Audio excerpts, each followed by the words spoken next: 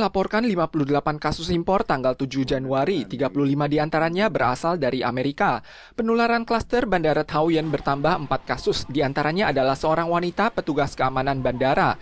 3 orang lainnya adalah anggota acara karaoke bersama. Petugas bandara memperluas cakupan pemeriksaan dan daftar yang terlibat. Sejauh ini sudah ada 12 orang yang terinfeksi, 4 diantaranya terjangkit strain varian Omicron.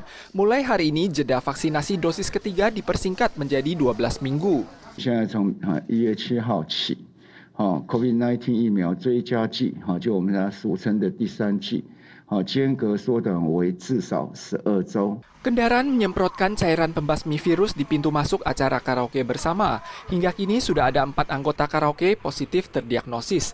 2 dari 3 kasus yang terjangkit tanggal 6 malam merupakan anggota acara karaoke. 1 lainnya adalah pakar ahli dan keluarganya adalah anggota acara karaoke dan baru terdiagnosis setelah menerima pemberitahuan untuk melakukan screening.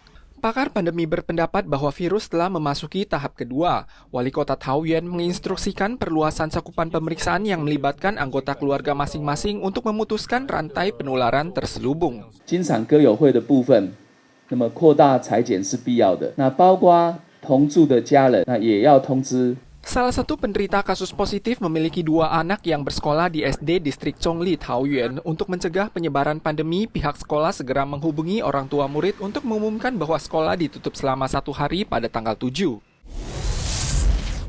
Rumah sakit segera mengosongkan dan mendesinfeksi ranjang dan kamar pasien. Dalam rangka mencegah merebaknya situasi pandemi lokal kali ini, CECC pada hari Kamis tanggal 6 mengumumkan bahwa rumah sakit darurat yang ditunjuk di kota Taipei, New Taipei, Keelung, dan Taoyuan harus menambah 5 hingga 20% kamar pasien khusus dalam waktu 3 hari.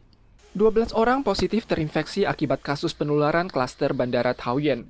Hal ini berarti sedikitnya sudah terjadi 2 gelombang penularan.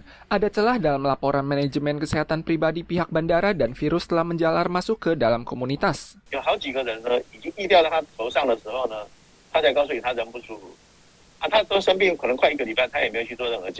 Pakar mengingatkan penularan klaster kali ini pasti ada celahnya dan perlu diamati selama 1 bulan untuk menentukan apakah berdampak terhadap komunitas atau tidak.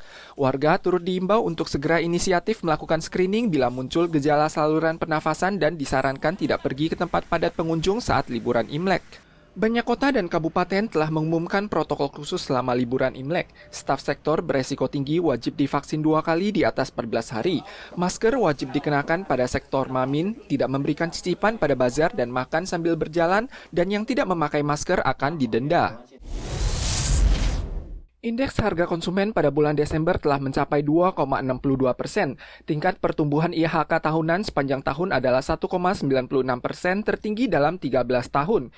IHK 17 barang kebutuhan pokok rakyat mengalami pertumbuhan tahunan 3,46%, terutama pada produk telur sebesar 13,75%, pasta gigi 13,77%, minyak goreng 8,83%, dan tisu hampir sebesar 4%. 那因为最近天气比较寒冷那产量比较减少，所以蛋价的涨幅是扩大的。 Akibat suhu dingin dan naiknya harga pakan ternak serta merebaknya penyakit flu burung di Kabupaten Changhua, sebanyak 25.000 ekor ayam penghasil telur terpaksa dimusnahkan, menyebabkan harga telur meroket dari $28 Taiwan menjadi $44 Taiwan per kati selama 3 bulan terakhir. Tiongkok mulai membatasi ekspor urea pada Oktober tahun lalu menyebabkan ketidakseimbangan antara pasokan dan permintaan urea internasional. Harga urea di Taiwan naik dari $200 Amerika 2 tahun lalu menjadi $830 Amerika.